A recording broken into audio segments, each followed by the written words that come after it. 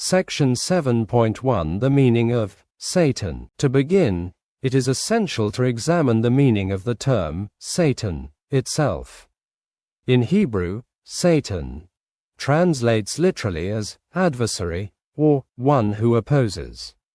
Rather than referring exclusively to a specific supernatural entity, the term is used more broadly to denote any oppositional force, whether human or divine. Within the Old Testament, Satan is applied in various contexts, often describing individuals or entities, both benevolent and malevolent, who act as obstacles or challenges. 2 Samuel chapter 19 verse 22. And David said, What have I to do with you, ye sons of Zeruiah, that ye should this day be adversaries, satanim, unto me? Shall there any man be put to death this day in Israel? For do not I know that I am this day king over Israel? In this instance, David refers to members of his own army as satanim, the plural form of Satan, for opposing him. However, one of the most puzzling moments for modern readers arises when the term Satan is applied to none other than the angel of the Lord. Numbers chapter 22 verse 22. And God's anger was kindled, because he went, and the angel of the Lord stood in the way for an adversary, Satan, against him. Now he was riding upon his ass, and his 2 servants were with him. In this passage, the angel of the Lord is described as a Satan when obstructing Balaam's path. This instance vividly demonstrates that acting as an adversary, a Satan, is not inherently wicked or condemnable.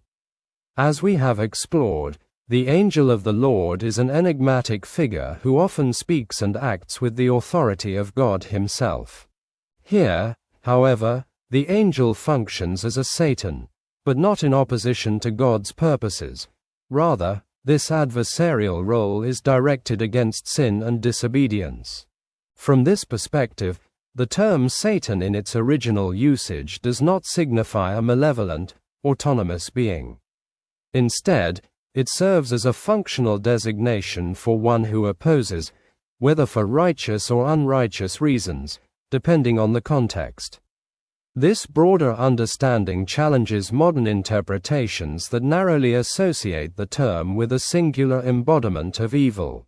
Matthew chapter 16 verses 21 to 23. From that time forth began Jesus to show unto his disciples, how that he must go unto Jerusalem, and suffer many things of the elders and chief priests and scribes, and be killed, and be raised again the 3rd day. Then Peter took him, and began to rebuke him, saying, Be it far from thee, Lord, this shall not be unto thee. But he turned, and said unto Peter, Get thee behind me, Satan, thou art an offense unto me. For thou savorest not the things that be of God, but those that be of men. In this passage, Peter resists Jesus' mission, not out of malicious intent, but because he does not want to see him suffer. Yet, Jesus responds by calling Peter, Satan. At first glance, if we interpret this through the lens of a singular, malevolent being, it might seem as though Jesus is labeling Peter as the ultimate embodiment of evil simply for expressing concern. However, if we understand Satan in its broader sense as one who opposes, Jesus' rebuke takes on a different meaning. He is chastising Peter for becoming an obstacle to God's greater plan, even if Peter's intentions are rooted in care and compassion. These observations challenge the later theological development of Satan as a singular figure uniquely adversarial to God. In early Hebrew thought, opposition is not inherently evil. In fact, when directed against unrighteousness, it can be praiseworthy. To act as a Satan against evil is, in essence, to align oneself with the purposes of God. This nuanced understanding highlights the evolving nature of the term and its application within different scriptural contexts.